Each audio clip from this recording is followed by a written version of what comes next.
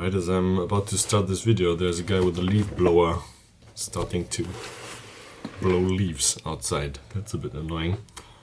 Well, this month of January has come to an end. It feels like it has been going on absolutely forever.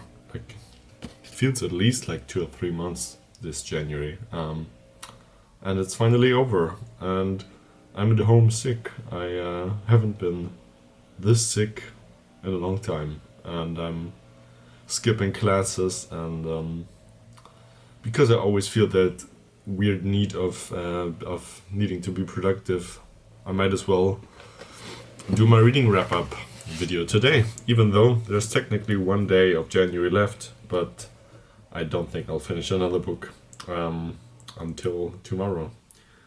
Well, my goal for this year was to slow down a bit, read more deeply, read more slowly, read bigger books, and I do feel like I'm on par with that, but also I still somehow read 7 books, which is fine, and I'll walk you through all of them. It's been a pretty good month. I had pretty good ratings. Yeah, I'll walk you through all of them.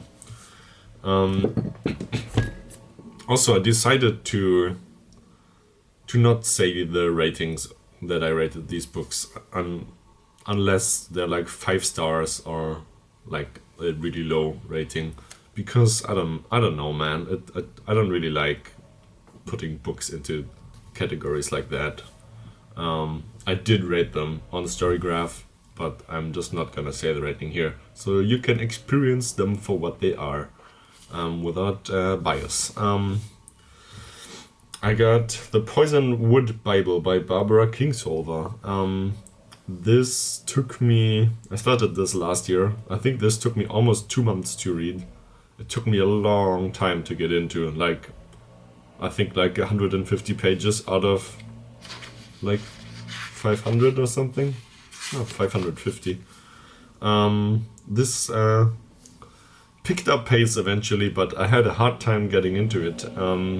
But it was worth persevering. I hope the leaf blower guy is not being too loud, but what can I do about it? Well, this, she recently won was it the Pulitzer Prize or the Booker Prize? I'm not sure. It might have been the Pulitzer. For Demon Copperhead, which she wrote. And Supposedly Fun, that's a channel I watch, and he recommended this book. And yeah, it was worth reading it and biting through the tough first 150 pages, because man, oh man, this was very interesting and it taught me a lot actually. This is about a missionary's family going to Congo to show the people there the ways of Christ. And obviously things are going wrong from the first day. Like, the people there, the Congolese people, they have no need to be converted to Christianity, and the father, the missionary, he does not, he just wants to push his Western American Christian ways upon them, and there's this dissonance between these two cultures. And then the story is actually told from 5 different points of view, by the 4 daughters and the mother. And even though the dad kind of remains the central figure, he's the only one that we don't get a point of view of. And also he's definitely a terrible, terrible guy. He's violent, he beats his wife and his kids, he's unforgiving, he punishes them severely for like little tiny things, and he doesn't get along with the Congolese people, and he doesn't make an effort to, really, which is kind of bad because that's what he's here for. And then this is set in the 1960s, so this also has a lot of historical background. This is when the Congo had the first democratic election, and there was a lot of political turmoil, and they get the news that it's very dangerous for Westerners and for white people to be there, and the other white family, they go back home, and the daughters and the mother, they all want to leave except for the dad, and he like pushes his way onto them, and he forces them to remain there, and their life just goes to shit, and there's like a civil war breaking out, you know. And Patrice Lumumba, in real life, he was the first elected president, but this is a big aspect of this book, the pervergence and the extreme violence of colonialism, which I've been learning a lot about, but this has really taught me some new things. This guy had been elected, it was a Belgian colony, and the Belgians, they kind of taught them how to have democratic elections, and kind of made this whole deal. And then when Lumumba was elected, he got assassinated like a week later, and the same thing also happened to Agostinho Neto from I don't remember where he was from. Yeah, that also happened later to Agostinho Neto, who was the president of Angola, who also got, I don't know if he got assassinated or in which way he got killed. But yeah, this is set over a long period of time, and there's one central plot point which I don't really want to spoil, but that kind of tears the whole family apart. And the mom and one sister go home, and the other sisters, they all remain in Congo or in Africa, and it kind of switches from the day-to-day life to just giving an update every couple of years. And it's set, it goes until the 90s. It goes over the course of 30 years. So it's a big family epos, which I always like. And this has a slow start, but it's a very, very important book to learn about colonialism, and also very nicely written and very weird and wacky characters. One of them, Ada, one of the twin sisters, she has a physical disability. No, not also a cognitive disability. One of her brain hemispheres isn't wired properly, and her point of view is the most interesting one, in my opinion, because she mixes everything up and she says stuff backwards, and it's very fun. Next up, Call of the Wild, or Ruf der Wildnis, by Jack London, which I have in German. I was kind of conflicted on that, because I think the story was greatly written and greatly told. The pacing was very nice, and it was a very nice, I read it in one day.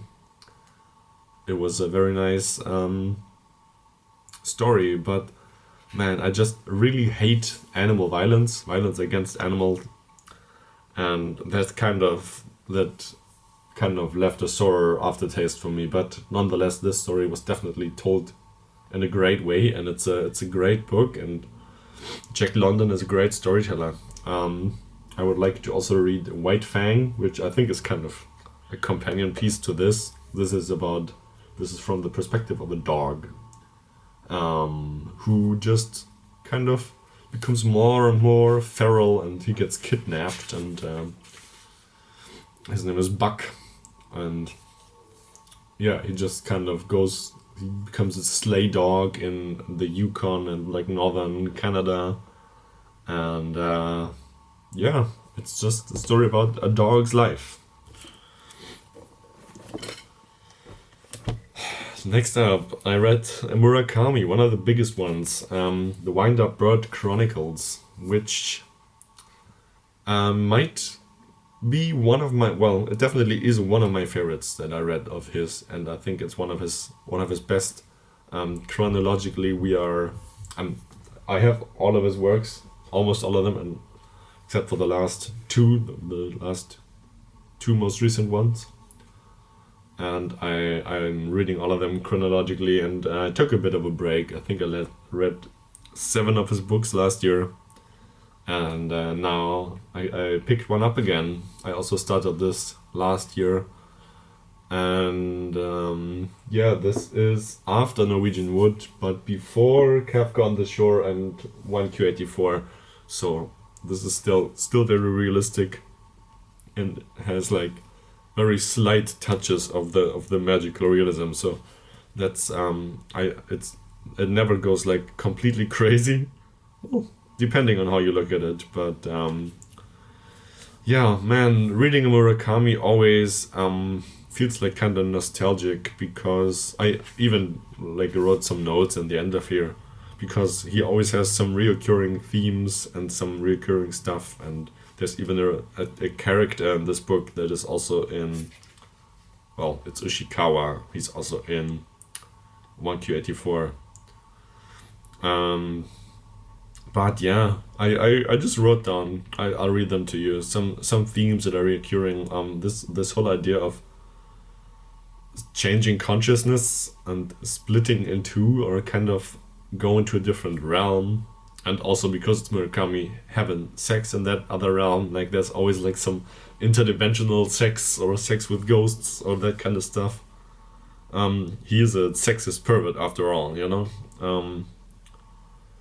And this whole theme of the like dark labyrinthine hotels, this yeah, he just kind of keeps picking up pieces from short stories and previous works. And this also has like a lot of his other works. The main character remains mostly passive and is more guided, kind of. And I also wrote that it's kind of even almost like in Cloud Atlas, because all of the characters seem to share some weird mystical connection that surpasses time and space. And yeah, I like his protagonist. You know, this whole thing with sexism and how he writes Roman, and everybody knows about that. It's obviously still there, and well, it's there. That maybe that means he's a bad person, but I don't think that means he's a bad author. And I just justify it with, you know, a lot of people, you know, Ernest Hemingway, he was an asshole. People love him, and I think I'll do the same with Murakami. And I just really like his protagonists. They're always so hollow and so empty. I like that in this book, the main character keeps comparing himself to a vacant house, or like an empty lot or something. And yeah, man, it's a pretty good book, I would say. And also, the whole time, nothing really happens. It's a very slow story, but it still feels so and it's pretty sad and pretty dark, but it still feels like, you know, the last 200 pages of this I just binged in like a couple days. So yeah, I've been talking for a while. Let's keep going. I have plenty of things to say about these next books. This is Krabat by Ottfried Preußler, which is a German middle grade kids book. And the first book I reread this year. This year I want to reread at least one book a month. And I already picked out a couple that I want to reread, and this was my first one. And also one of my only childhood books that I kept and that I haven't read in many years, like more than 10. And I reread it, and man, oh man, yeah, I rated this 5 stars. We already got, and I have another 5 stars coming up. I said I will say if it has 5 stars. Let me show you the illustrations. They are absolutely lovely. There are not many of them, but they are super, super beautiful. This is basically an old folk story of a part that now belongs to Germany. It's how do you even call it? I don't know. It's Sorbisch. It's like the very eastern part, close to like Poland and the Czech Republic, where they had their own language and their own culture, and then eventually they become they became part of big Germany, and the language still exists today. I even met a guy once who was from there and who spoke it a little bit. But yeah, this was one of their fairy tales, and Ottfried Preußler kind of made it into a story and changed it a little bit. And yeah, I think middle grade literature is really, really underrated. Some of it, there's some stuff that is very much for children, but this is definitely something that can be enjoyed by all ages. And it's a very dark story. It's about a young guy called Krabat. I think he's 14, and he kind of feels this calling one day, and he just ends up going to this mill, and there the miller is there, and there's like 11 apprentices, and he just kind of joins, and he just knows that it's what he wants to do. And turns out they learn how to mill the grains, but they also learn black magic. And it's a secret Masonic black magic school, and they do like dark rituals and stuff, and it has some pretty dark themes, but it's also it still kind of remains really cozy, and it has really, really nice characters, and a very nice progression of this young kid into a man, and he finds love, and he does defeat the miller, which I don't think is a big spoiler, and it just goes through all these ancient rituals and all these, it's very immersive. You kind of feel like you're in this 18th century Eastern German forest, It also has been translated in more than 20 languages, so this is definitely something that you should pick up. It's a very mystical, very mysterious read. Very nice for the winter.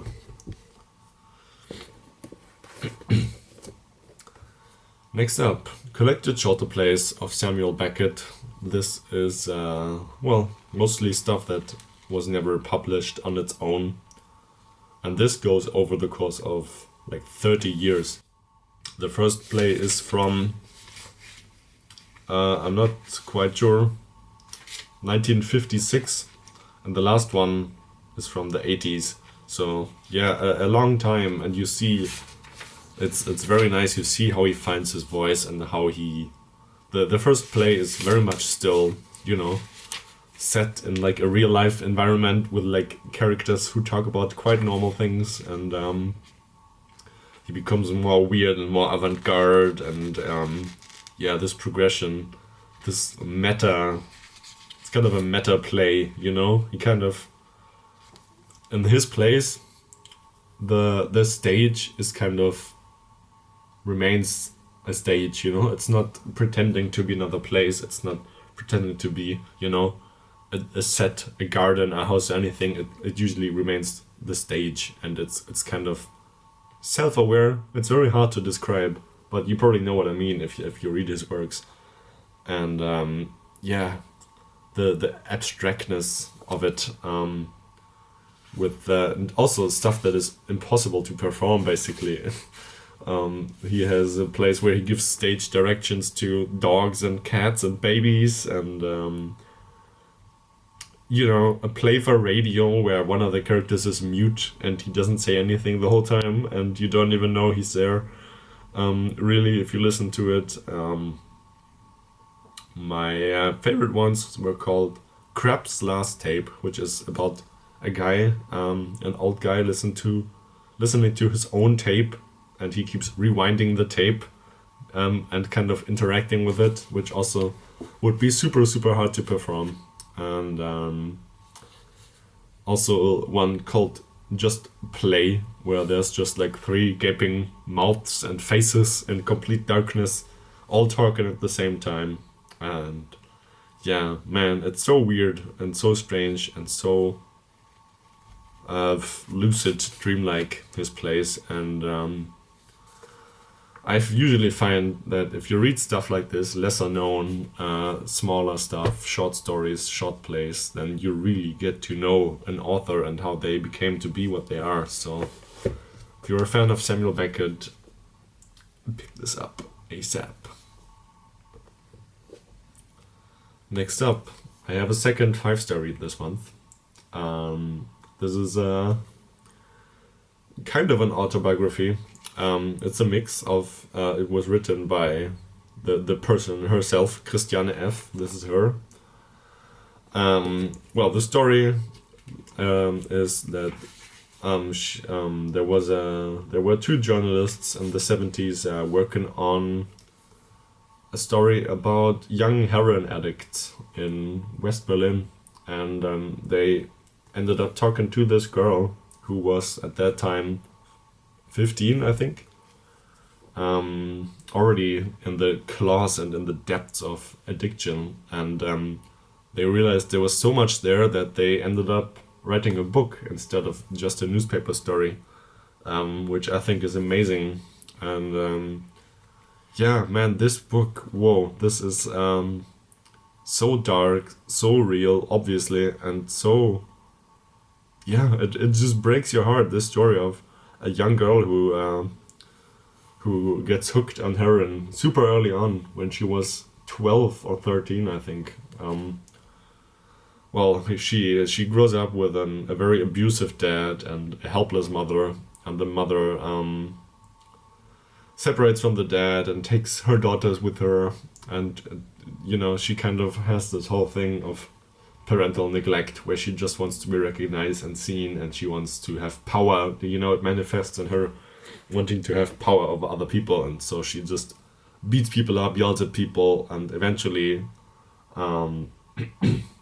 starts drinking and smoking weed. And she always has this thing of, oh, you know, I'm drinking alcohol, but those people over there who are smoking weed, they are way cooler, and so she always wants to belong to the coolest people. And then she starts throwing pills and doing all kinds of drugs because she always wants to be on top of everybody, and she always wants to be the coolest and the most experienced one. And yeah, then she gets onto heroin very, very quickly, and it really shows you some insight into the mind of a junkie, and how terrible of a life that is. And yeah, her mother tries to be really supportive, but there's no helping a junkie if they don't want to, and even if they want to, she tries to quit like so many times. Like half of the book is just her trying to quit. But her friends, who are probably not really her friends, they're all on heroin. Her boyfriend, who she has a very special, very loving relationship with, he's also on heroin, and obviously it doesn't work. She cannot quit and then surround herself with the same people anymore. And I think like at least 5 times she goes cold turkey. She doesn't do any drugs for a week or so. Her mom forces her to visit some relatives in West Germany multiple times, and she gets used to not doing heroin, has a great time, goes back to Berlin. First thing she does, literally before she even goes home, she does heroin again. And it keeps going and going and going, and people start dying. One of her friends was the youngest victim of a heroin overdose at that time ever in Berlin. She died at the age of 14, which, damn man, that is pretty heartbreaking, you know. And this whole abyss that you fall into and can't get out, and it's terrifying, just terrifying. And this is a story that really needs to be told, I think. That's why I rated it 5 stars. And it doesn't really have a happy ending either. I don't think that's a big spoiler. Well, the book kind of pretends to have a happy ending. Her mom forces her to move to the northern part of Germany with her aunt or whatever. And it seems to be all well, but she wrote a second book when she was, I think, in her 40s. She must be around 60 now. And yeah, it doesn't really have a happy ending. I mean, she's alive still, that's that. But she never really got rid of her addiction. She had one of her kids taken away later. And yeah, it's just the story of a ruined youth and a ruined life. And if you want to read something really, really heartbreaking and devastating, then you should read this. It's very important, I think, because I don't know about you, but when I was younger, I also dabbled in all kinds of drugs, and I've obviously never done heroin, and I've never even like heard about or seen anyone doing heroin, but I did go enough into that scene to kind of relate to that thing of always wanting to be the coolest and always wanting to one up everybody and be on top of everybody, and that recklessness and that feeling that you can do anything when you're young and you really can't. I could relate to that, and it did hit close to home. So yeah, it really touched me, this book. I would like to maybe read the second one if I can get my hands on it. I suppose it's already out of print. This is quite famous in Germany, this book, but the second one is not. And yeah. Lastly, this is the oldest book that I own. It is The Chinese Wall by the one and only Franz Kafka. This is from 1948. This is very, very old, and I realized I bought this in a nice used bookstore, where I also bought the In Search of Lost Time series. This guy sold me that book for overpriced. It's set here for 12 euros, and he sold it to me for 14. That little rascal. Well, same thing as the Beckett. This is shorter stuff that wasn't really individually published, and here was I thinking that I read almost everything that Kafka wrote, and I didn't know any of these stories. I only heard about one of them, Der Kübelreiter, but all the other ones I never even heard about, and this was all stuff that he wrote into little folders, little booklets, and that Max Brod found after he died, and he just kind of put them together and published them. And most of them are unfinished, or a lot of them at least. Some of them are really only just, this is just like thoughts, basically. This is about Prometheus. He kind of just writes down thoughts about other literature, this is about Don Quixote, and really just like stuff he wrote down, or like stuff that he had ideas for. There are a bunch of longer stories in these. My favorite story of these was called The Burrow, which is about a creature which is never disclosed what kind of creature it is, living in a burrow and kind of talking about his burrow and what it is to live in there, and feeling like someone is about to attack him and defending him. And then also there's a whole bunch of like aphorisms here. Can you see that? Like a ton of them, like I think like 100, and it even has markings, the ones that Kafka himself crossed out and didn't want to see. But man, this guy was really good at writing that kind of stuff. They're all in German. This one, a cage went looking for a bird.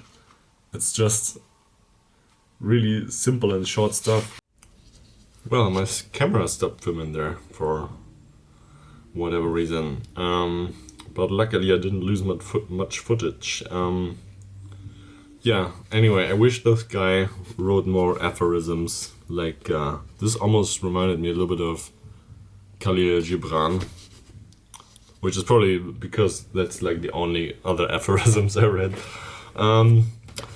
But yeah, anyways, these are all my books from this January. A good stack of them, and I'll give an update on the Brothers Karamazov. I read about 600 pages, and I would like to finish that book this coming month, in February, because there's this thing that probably everybody knows called the March of Mammoths, where you just read big book in March. And I would like to finish that before March so that I can read a big one, another big one in March, because I have quite a ton of big books. And I think I already know which one I'm going to read. You'll find out in time. I'll give you more of my thoughts when I finish it, which is feasible. I think I just have like 430 pages left or something. This also took me a good while to get into it. Probably 150 pages where I didn't really know what was going on. But now I can, the characters, it's kind of confusing because they have like 3 or 4 different names, all of them. And now I kind of know who everybody is. And it's a lot of fun. And it's, a big book. It kind of even like becomes part of your daily routine and stuff. It's quite cool. And I'll let you I'll let you know more about my thoughts when I finish it. Thank you very much for watching. Goodbye. And see you in the next one.